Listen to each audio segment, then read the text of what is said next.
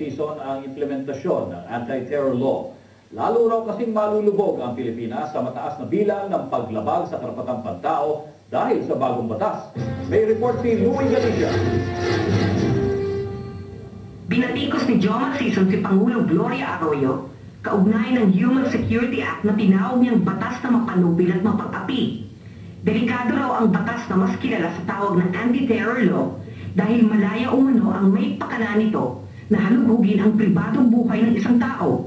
Yung pang-api, pwede mag-umpisa sa surveillance, ungkapin, pakialaman ang private affairs mo. Tapos, ungkapin yung baka tao, masilipang ka ng konti, pakialaman ka na.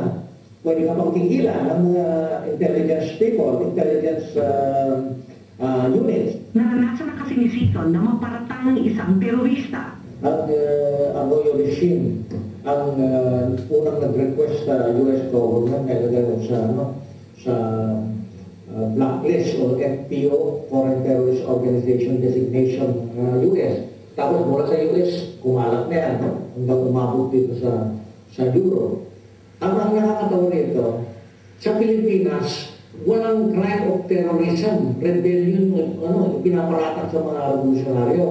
Wala raw piyansa ang terorismo, kaya marami ang maaapi dahil mas grabe ito sa anti-subversion law na sumupil sa legalidad ng komunismo. Parang yan, border inquisition yan eh.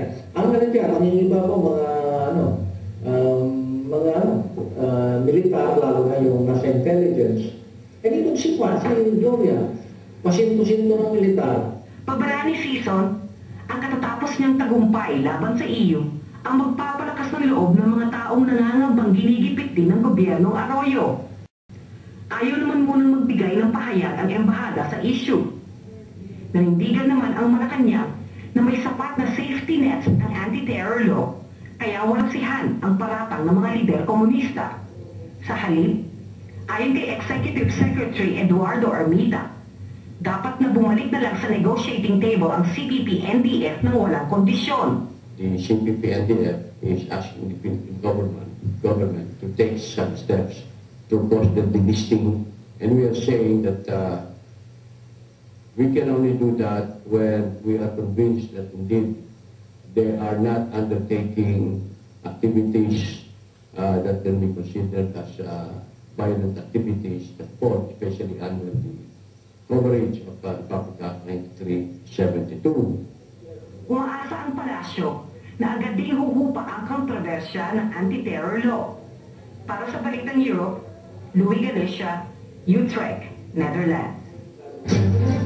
Instance ang apela ni Joma Sison para sa kanyang mga ari-arian, ang pagtanggal naman ng kanyang pangalan sa listahan ng mga terorista, ang target ng kanyang grupo. Nagbabalik si Louie Galicia.